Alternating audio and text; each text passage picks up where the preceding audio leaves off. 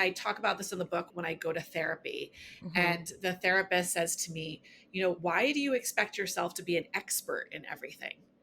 And I think that as a choreographer and dancer, I was expecting myself to be an expert because that's what you're supposed to do. You're supposed to be perfect. You're supposed to know and do everything, before you even know you're supposed to know and do it.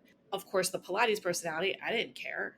If I didn't know something, I'd ask a question. I'd make a joke. And then I think those worlds came together. Those personalities came together for me. And certainly as an author, as a dance author now, here I am in this world of writers and authors. It's a new world for me to be in. And I'm not pretending to be an expert. I ask questions, I crack jokes. I'm me. I'm not pretending that I know everything and that I'm an expert. I'm Caitlin, a former professional ballerina turned dance educator and career mentor, and this is the Brainy Ballerina podcast. I am here for the aspiring professional ballerina who wants to learn what it really takes to build a smart and sustainable career in the dance industry. I'm peeling back the curtain of the professional dance world with open and honest conversations about the realities of becoming a professional dancer. Come along to gain the knowledge and inspiration you need to succeed in a dance career on your terms. Hello and welcome to the Brainy Ballerina podcast. I'm your host, Caitlin Sloan, and I am joined today by Kara Tatelbaum. Kara is a dancer, choreographer, teacher, coach, and writer based in New York City. Kara is the founder of professional company Independent Dancemaker and author of Putting My Heels Down.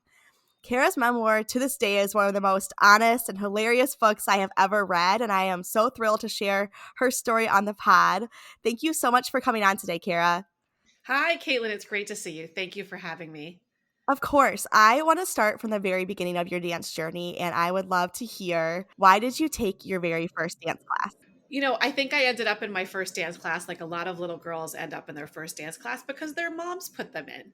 So it was me and my best friend's family, and they took us to our first ballet classes. And I think from day one, I was pretty hooked.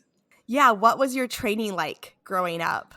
So my training growing up was pretty strictly ballet. I started at a ballet school, and my ballet school that I started taking classes in actually closed when I was 9 years old, just before I was about to be a bonbon in the Nutcracker. So I never got to be in a Nutcracker.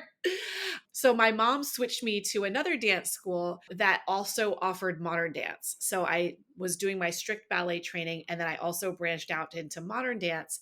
And when I was told when I joined the school that I would never make it as a ballet dancer at 9, 10 years old, they encouraged me to take modern. My teacher, Miss Lorraine, as I call her in the memoir, encouraged me to take modern dance classes and to start creating my own choreography. So I started making dances also very young, and she would teach me private composition classes. Still, the exposure that I had was mainly ballet and modern dance. I would go away in the summers as I grew up and go to different summer programs and continue my training that way. And when I was in high school, I started teaching. I taught 4 classes a week by the time I was a senior in high school. And I was taking classes at the Ailey School on Fridays. I would get to leave early. So that's pretty much my early training. What kind of student were you growing up? Very diligent, very good listener, wanting to please. I think I was very teachable. I was easy to teach, but my body didn't always cooperate with what was being asked of it. I mean, I think a lot of the physicality that I was deficient in, as they told me, was always relevant to them, but my work ethic was strong. So I think the teachers liked teaching me. So I was teachable. When reading your book, you talk a lot about how you did have these opportunities open up in modern and choreography and things, but your heart was still always in ballet. Was it just something about ballet that you loved doing, or was it the idea that ballet was like the peak to be reached, or what was that feeling for you?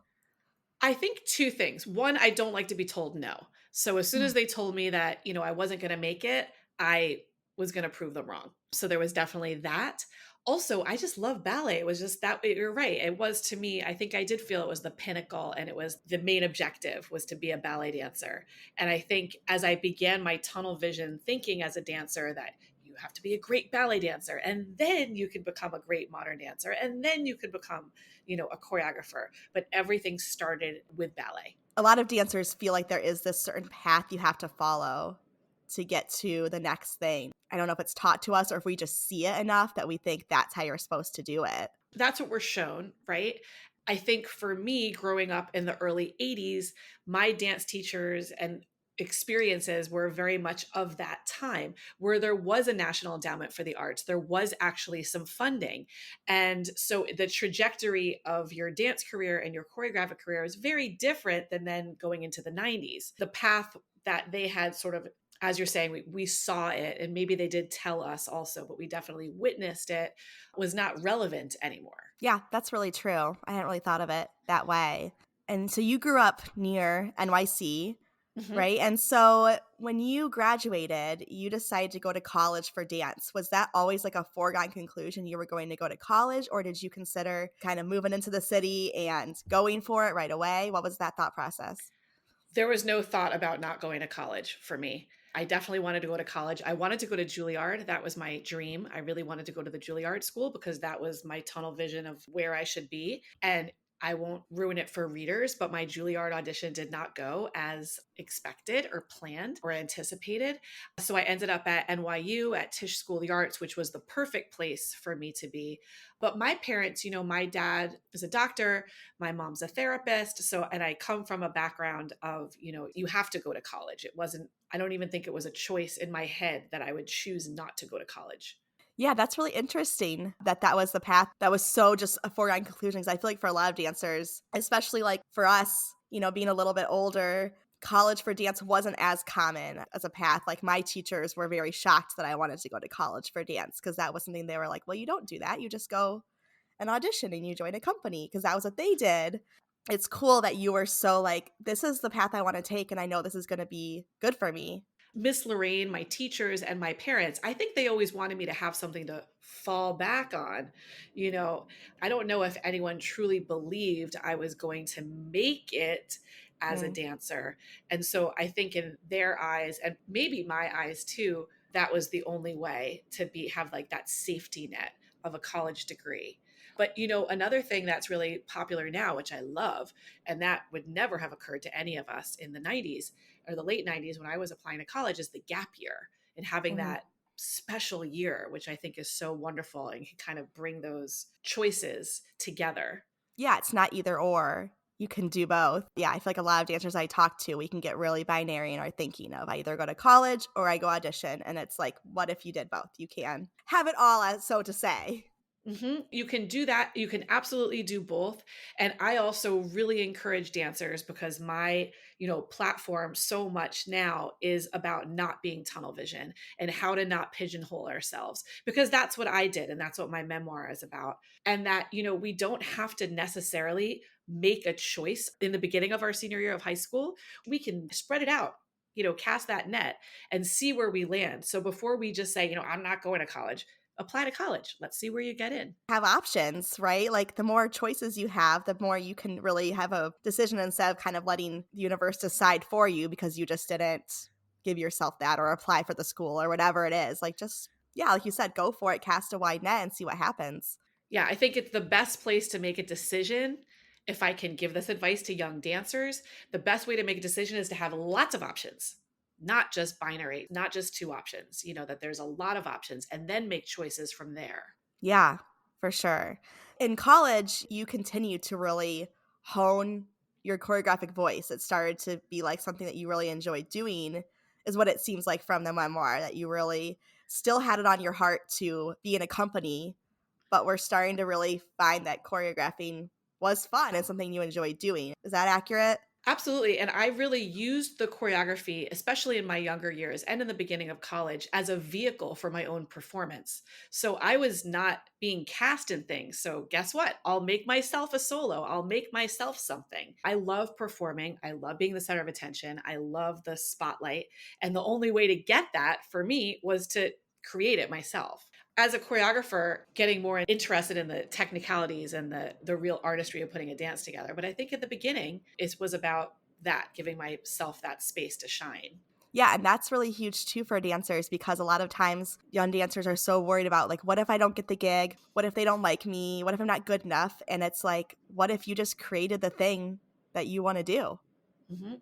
Why did you wait for somebody else to give you that opportunity? There were some famous articles in the Times about this when I was in college, that really men are encouraged to create their own movement style from an early age because they can't fit into the codified structure and technique that the women have, because we started dancing when we were 5 years old. And usually, I'm going to really generalize here, men will start, or they had started in my day, later. And Hmm. so then they were encouraged to create their own movement style, and then they become the choreographers, and that's encouraged. So, really, as women, it's important for us to give ourselves that freedom of expression that is not always encouraged, especially in ballet. That's so true. You graduated college and you started your own company at 22 years old. Mhm. Can you talk about that? What was that experience like? Well, again, I had some shame in having my own company so young because I really wanted to dance in someone else's company. I didn't want to have my own dance company. But again, this was my ticket to performing, and my company got a lot of work early on, and we had a lot of success. I had my first New York Times review at 21 years old at my first New York City season, that my parents paid for, by the way, also, which I think is important in my trajectory, because most choreographers aren't so lucky to have parents pay for you to have a season. It takes years, if not decades, to fundraise that kind of money. So I had that opportunity because of the privilege of being born to my parents. So I think there was some shame in having my own dance company in a way, but also, I made a lot of work, and I dove very deeply into my own process as a solo performer and choreographer, and also making group work and starting to tour and starting to gain some momentum in New York City. Out of the gates, everyone was like, wow, this is a big deal. But then as it went on, it seems like it kind of started to fizzle. You said the economy was crashing and there's just less opportunities and they're kind of dried up and people were saying, we want someone new and fresh. And it's like, how do you deal with that as someone who's still what, like 30 years old? You're Not not old. even. Yeah, not even. I mean, that was the thing. Like when you start shooting off at a younger age, that's hard to sustain. And it became very hard for me to sustain, not just because of all of what was happening externally with the economy and with choices made by theaters and funders. Also, my body was killing me. I had so much pain in my body that I had hidden for so many years. And that resulted in my first hip surgery and then my second hip surgery. So there were a lot of speed bumps and just doors closing. I think one thing that really stood out to me from your memoir is how no matter what those speed bumps were, you found a way through it. Like when you couldn't really use your legs to dance because you just had hip surgery, you choreographed a solo where you stood in one place and just moved your upper body. And it was like you weren't going to be stopped no matter what. No, I knew what I wanted. I've always known what I've wanted. I want to be a dancer. I want to be a choreographer. I want to be on stage. So I would not let anything stop me. And from a very, sort of selfish perspective, it became very hard for me through my injuries and through what my physicality was preventing me from doing, to watch other dancers do my work just was hard.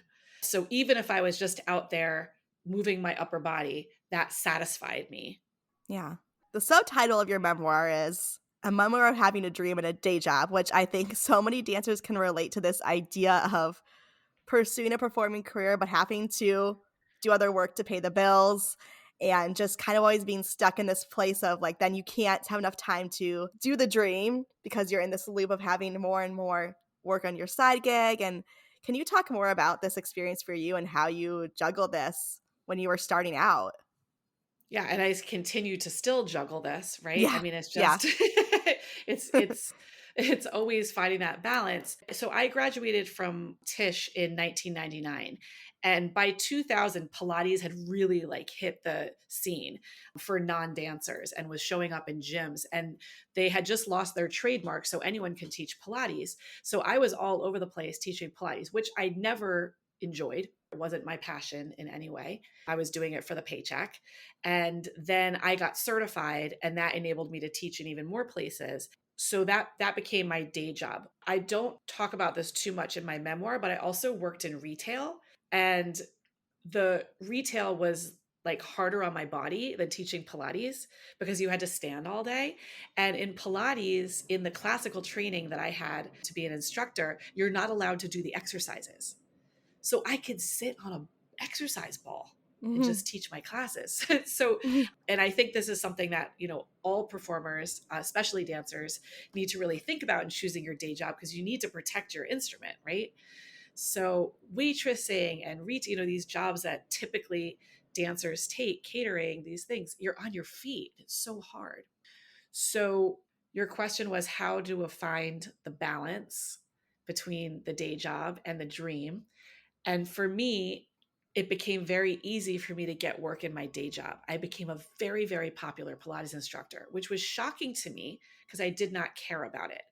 And I kept getting more and more opportunities, and people were loving me, lining up for classes, and I hated it. And there, my dream, to be a dancer was just crumbling. And I was trying so hard. I was trying my bestest and my mostest. So why wasn't that working? And this thing that I didn't take seriously, I was getting all of this work. And that became my biggest obstacle to overcome.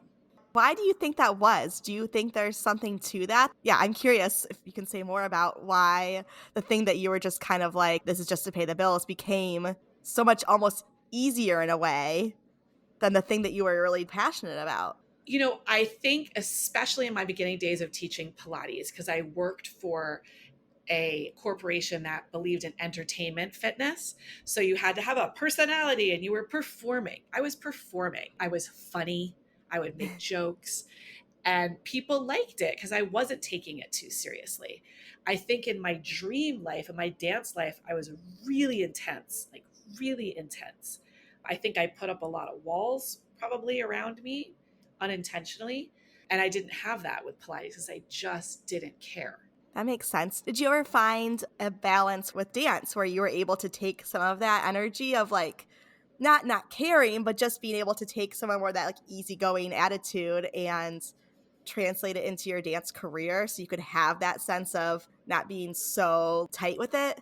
I think the best, and I talk about this in the book when I go to therapy, Hmm. and the therapist says to me, why do you expect yourself to be an expert in everything?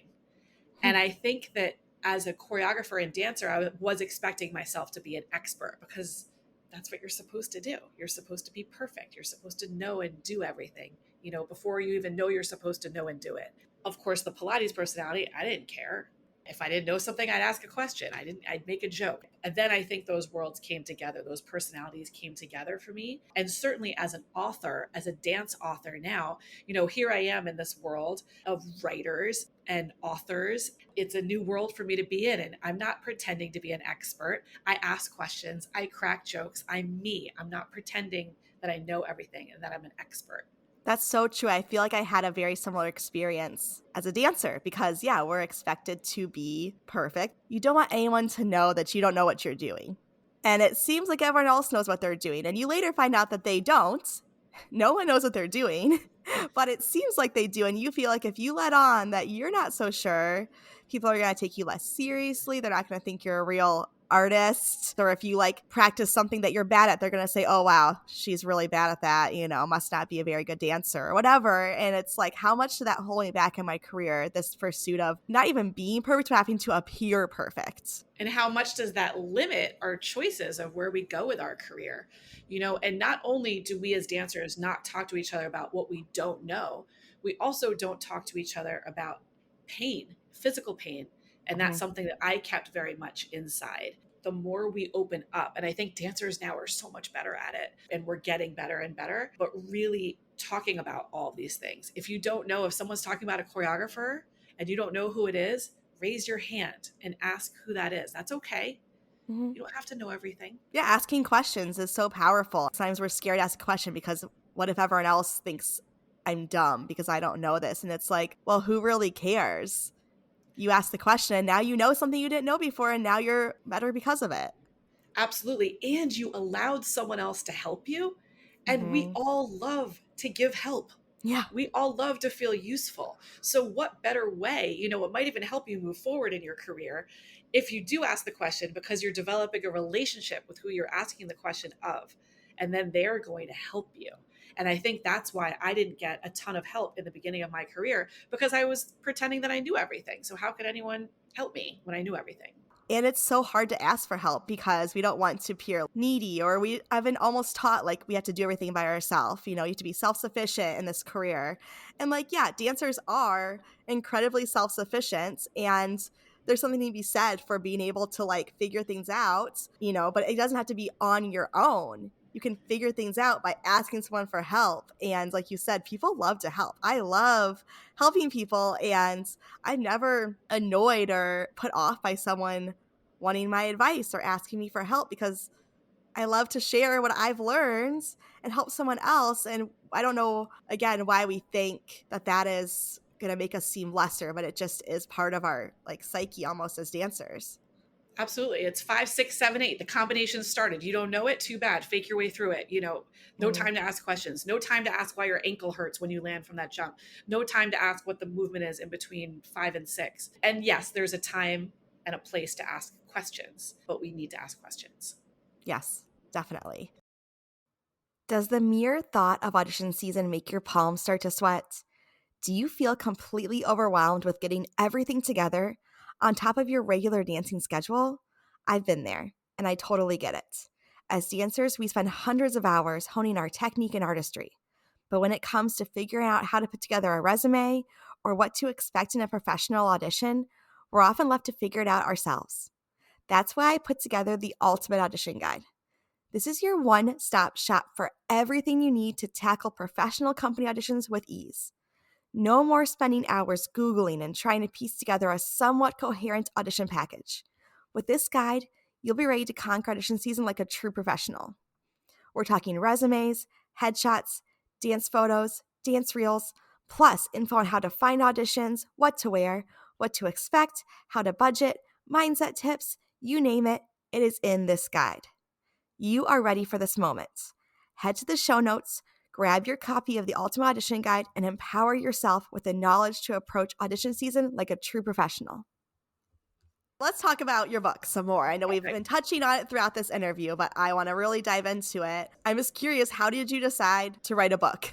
Okay, so I get this question a lot, and I think the answer is usually a little surprising because I started writing my book in the little margins of my appointment book.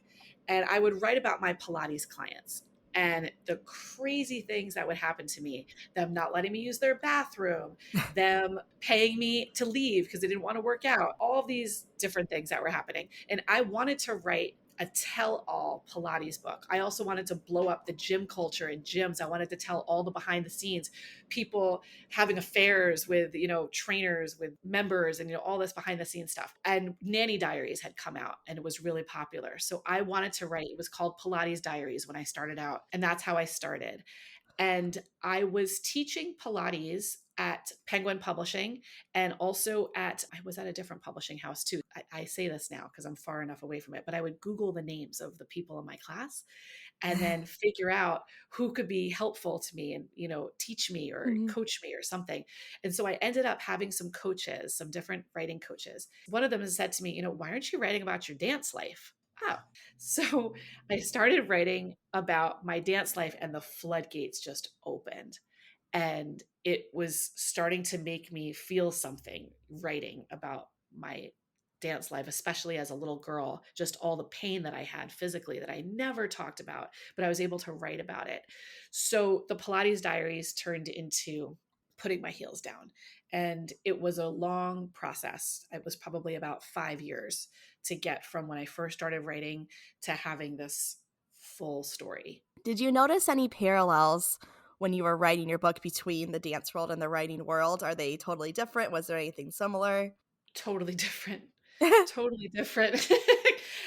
Maybe in some ways the same of just the alone time that you spend with your art. But like dancers, we're alone, but with each other. Writers are just literally by themselves with their computer or their journals. So the discipline that we have as dancers is so different from my experience with writers. I woke up at 5 in the morning every day when I was writing, and I wrote from 5 to 6, and I would go train my 6:30 a.m. client, and then I would go to ballet class and go to rehearsal, and the day would start there. And that just felt very natural to me. When I started joining writer groups, the writer would say, well, what if you don't have anything to write at 5 in the morning?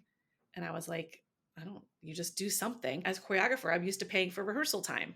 If I get to my space, I'm paying my dancers. I always pay my dancers, by the way. I paid for my studio space.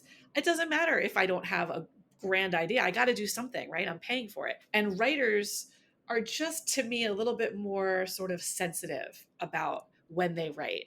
Mm. Also they can write at, midnight, and we as dancers, we're not going to be ready to dance at, not all of us anyway. I wouldn't be dancing at midnight. So I think the way that we approach the work is just so different. Also, I'll have to say, and maybe this is because I reached out for help right away, writers help each other. Writers talk about their process constantly. And choreographers and dancers, I don't find there to be that openness. I wonder why that is. I think maybe because writers are so in their space alone, when they're with each other, they can't wait to connect, maybe. Mm. And also it's different coming into the writing world as a dancer. I don't pose a kind of threat. I'm not like the next Charles Dick. I'm not like a literary writer, right? So it could be that maybe they're just nicer to me because I'm not coming from their world. Maybe, yeah. But I have to say, like, I'm a member of all these different Facebook groups of writers, and everyone's so supportive of each other. I've never seen that of choreographers. Like, can you imagine if there was a Facebook group of choreographers giving each other advice on how to get where to have their next season, where to tour, where to this, where to that? I mean, that would be awesome. Yeah. You should start it. I I think there's so much limited. I mean, it's hard to get a book published, yes, but it's even harder to get. The dance world is so much more cutthroat than any other artistic world that I can think of. And I think that there's just limited opportunities. That's what I was going to say. It feels like so competitive. People are just scared that if they share, then someone else might take the opportunity that they wanted. And I also feel like as a dancer, if someone asks me about my process, I don't think I could just really answer right off the bat. I have to think about it for a while because I don't think I've ever really thought about my process. As a dancer who grew up in a classical ballet world and then went to a company, I was really told what to do. I've choreographed, I've dabbled, but nothing like that was never going to be my main thing. I never walked into a studio and been like, choreographing feels so fun and easy. It's always felt like hard for me to put together a piece like that. So it's like, I don't really have a process for that either. I couldn't really easily talk about it, I think. And maybe it's something we need to start working with dancers on earlier in their training is like thinking about their process and actually being more intellectual about what they're really doing. Mm. And I think too, along with that, sharing materials. When you're in a writing group, and I was never in this type of writing group, but this is a popular kind where they're trading pages of writing. Mm. And sometimes there's small pods of choreographers, but I think at a certain level, I don't know of any choreographers that continue to feed off of each other in that way or show each other work or really give each other feedback in that same way. Writers take home pages from each other and they go home and they diligently look through it and edit. We don't have that in the dance world. Our work is so precious to us, we would almost be like offended if somebody edited our choreography. When you're in school, you have your teachers who do that. And even then, it almost feels like, but this is my work, and you can take feedback, of course, but it can be a little hard to take. And I think it almost stems back to that idea too, though, of like, we're trying to be perfect and we've tried to put this piece together that has to be absolutely perfect. And somebody giving us this feedback on it is like, well, did I not do a good enough job? And because it's so personal, right? Because it's Yeah. our bodies. Yeah. That's a thing. I often get asked, because I do a lot of school visits with my book and mainly school visits, college dance departments. And a question I get asked a lot is like, what do you do when people don't like your book? Mm. And it's like, it's my book. It's like this. It's much harder to take it in when it's your body. It's my Yeah. book. It's what, so it's a different when you're a living being, and that criticism is difficult to take in the way that when you're a writer, it's not physically attached to you anymore. That's a really good point. What does your life look like now? You gave us, actually, it was really cool in the memoir. You gave us like this one start of a chapter where it was a timestamp of everything you would do in a day and your schedule and like how you'd be running around town. And I was like, this is crazy. First of all, I don't know how you did that. I was exhausted, like reading that page. I was like, I would never have made it one day in that life. I don't know. That's not true. Maybe when I was in my 20s. I was in my 20s, Yeah. But for me, the biggest part was like the travel, because I'm not saying I didn't work that many hours in a day for a long, long time, but just like being constantly somewhere else and almost just like the mental load of keeping track of it. I was like, wow, that's a lot. That was really the hardest part, was every couple of hours changing places. So I would be on the subway just constantly. I'd see every neighborhood of New York City and even outer boroughs in a day. So that running around again took major toll on my body, especially Hmm. two hip surgeries. Neither of my hip surgeries, by the way, took. I had torn labrums, they both retore. So I'm always in some kind of physical pain. And so that was very, very hard and unsustainable for me. So Yeah. right now, I always joke like the best thing about being an author is I get to sit a lot. So typically now, I mean, I'm still teaching. I still teach Pilates, believe it or not. I teach it very differently than I was teaching it in the book. I teach dance and I'm a coach. So the coaching is the mostly sitting, and I am a certified wellness and resilience coach. So I'll be, there's a little running around maybe for teaching, and then there's sitting. And I'm also a mom. I have two kids. So the day is still in a way all over. I don't know what's going to happen from morning to evening. If you're enjoying this episode, then you're going to love the Brainy Ballerina Book Club. I've been an avid reader for as long as I can remember. I am fascinated by other stories and I'm always applying the lessons I learn in books to my own life, both personally and professionally. What started out as sharing my currently reading list on Instagram stories has since grown into a full fledged book club with hundreds of members. Each month, we dive into a new story thoughtfully chosen to inspire and challenge us with original ideas and experiences. Whether you are an avid reader or looking to get into the habit, the Brainy Ballerina Book Club welcomes you with open arms. It's free to join and there is no catch. Just a community of dance lovers who are eager to expand our knowledge, feed our souls, and make meaningful connections. Head on over to the show notes to join the Brainy Ballerina Book Club today. How do you feel about what you're doing now? Have you found that like peace and happiness you were kind of searching for? Or do you still feel like you want to be on stage? You want to be choreographing more? I think both. It took me 10 years to get my book published. So the fact that I have, where is it? This is like in the world. I have so much gratitude and I'm so proud. I'm published by a small indie publisher. And, of course, I dreamt that I would be published by this huge publisher and be all over the place and be a New York Times bestseller, which I'm not yet. But I think the connection that I've made with dancers has been the most satisfying connection, has been incredible. I have so many dancers that reach out to me daily, weekly. They've been through the same things as me. What do I asking for advice or just wanting to give me their take on the book, and that has been so satisfying. And I really thought that I was alone. I really thought that I was the only one who was in pain, who had a dream and it wasn't working out the way I thought it should and would. And this book has opened me up in so many ways. And it also has brought me opportunities that I wanted so fiercely as a choreographer. And I have them now as an author. I am all over visiting college dance departments. That's something that I wanted to do as a choreographer. And here I am. It's even better. I get to really connect and really talk and develop relationships with these schools and with students and with teachers. I do want to perform again. I'm not done. I know that I'm not done. And I don't know when that is happening, but I still want to perform and choreograph. That is kind of the overarching theme when I read your book, when I talk to you, is that you can achieve your dreams in so many different ways. And getting really stuck in the idea of this is how it's supposed to be done can just leave you trapped. And as soon as you let yourself just be opened up to other ideas, it felt like that's as soon as things kind of started happening for you, when you let go of this is how I have to do it and just said, let's start my company. Maybe I haven't done the career and done the pathway that I thought I'm supposed to, but like, why not try it? And things started happening. And I just think that's really a powerful thing for dancers to see. Yeah, thank you. Thank you for acknowledging that. It's really hard when it doesn't work out for us like we thought it was going to. It's so hard. And, as dancers, we see such a limitation on the amount of time that we can do this. And every second is just so important. Every decision is so pivotal. And as you're saying, to open that up is the best way to really make your dream happen. Why do we always think about what choreographer we want to dance for, what dance company we want to dance for? Let's flip it. What kind of audience do you want to dance for? That's something I ask all the time now of my clients and students. Who do you want to dance for? Do you want to dance in a big arena? Do you want to dance for just 100 people in an intimate setting? What are you imagining for yourself?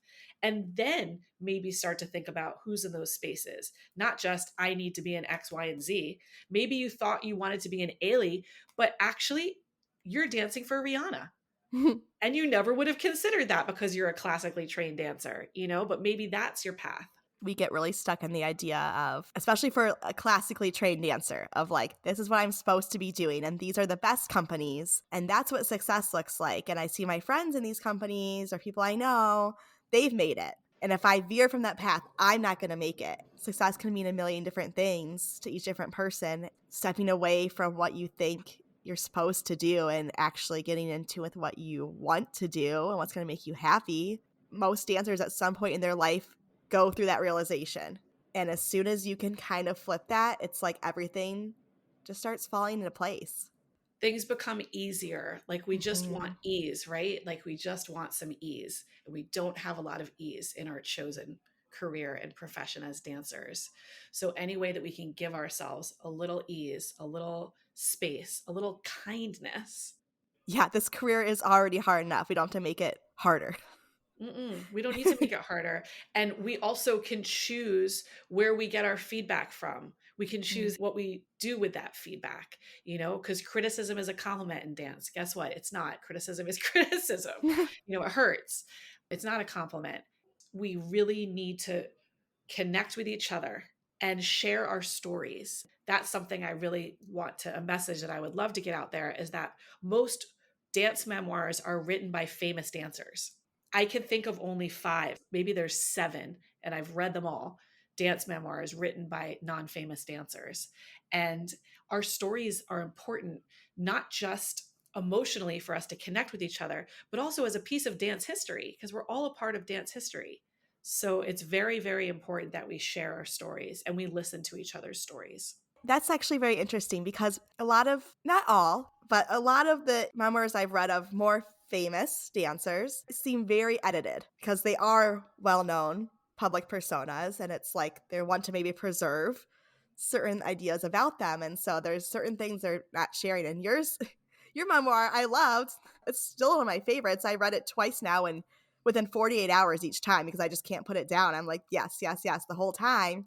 I mean, and it's so raw. And it's like you do not shy away from sharing a single story or detail or anything. And did you feel like because you weren't necessarily like famous, did you feel more comfortable doing that? Or is that just your personality and you were going to do that either No, way? that's my personality. I mean, that's definitely I'm definitely, those who know me know that I don't hold back and I definitely will overshare and give you every detail. And I always want to make people laugh. I love to make people laugh. I was told early on, and I won't name the name, a very famous dance critic and writer looked at my proposal and she told me, you're no Misty Copeland.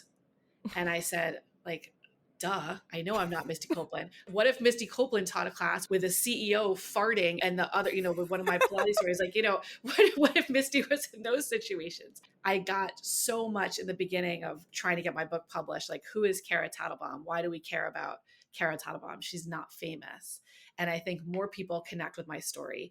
Also, I wrote it. I wrote every single word of my story. And sometimes when people write memoir, it's not actually written by them. And that's why it can feel really edited.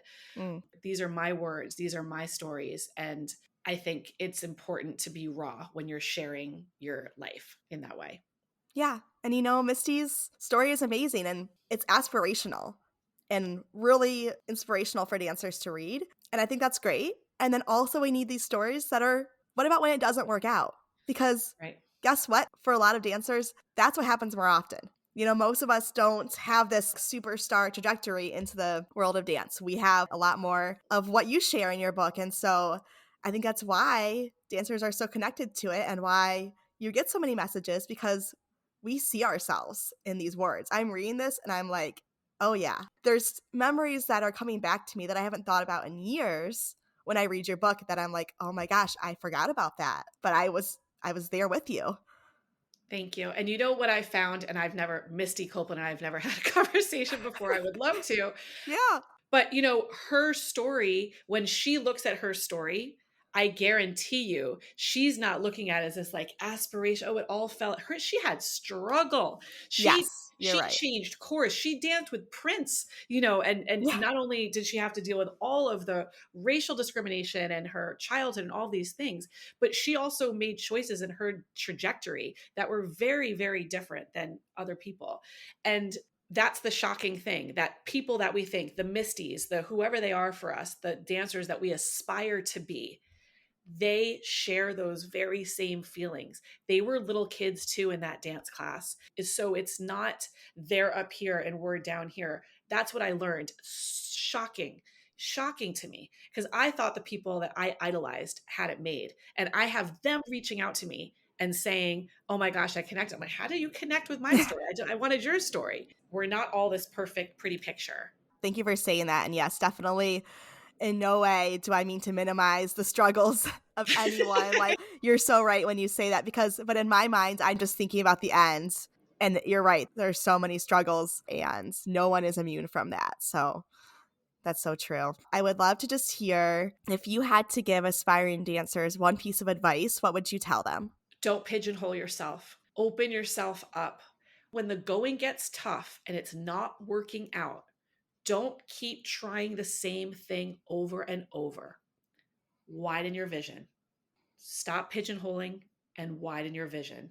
That's amazing. So, for any dancers who might want to reach out to you or anyone who might be interested in reading your book, can you just share a little bit about how to find you? Sure. Well, my book is available where all books are sold. So you can get the book anywhere, your favorite bookseller. And if they don't carry it in the store, you could always ask them for it. You could also always ask for it at your local library. That's helpful for authors too. My favorite thing is, if you're reading the book, DM me on Instagram at Kara Tatelbaum and DM me while you're reading, because I love talking to readers while they're reading so we can have this dialogue in the moment. Don't be afraid to reach out in a casual way. Thank you so much, Kara, for all your insight. And yes, listeners, please go read her book, Putting My Heels Down, a memoir of having a dream and a day job. I promise you, you will laugh, you will cry, you will feel all the emotions, and you will really feel seen in this story. So I recommend it to any dancer. It will definitely speak to you. Thank you so much, Kara. Thank you, Caitlin. Thank you so much. Thank you for tuning in to the Brainy Ballerina podcast. If you found this episode insightful, entertaining, or maybe a bit of both, I would so appreciate you taking a moment to leave a rating and hit subscribe. By subscribing, you'll never miss an episode, and you'll join our community of dancers passionate about building a smart and sustainable career in the dance industry. Plus, your ratings help others discover the show too. I'll be back with a new episode next week.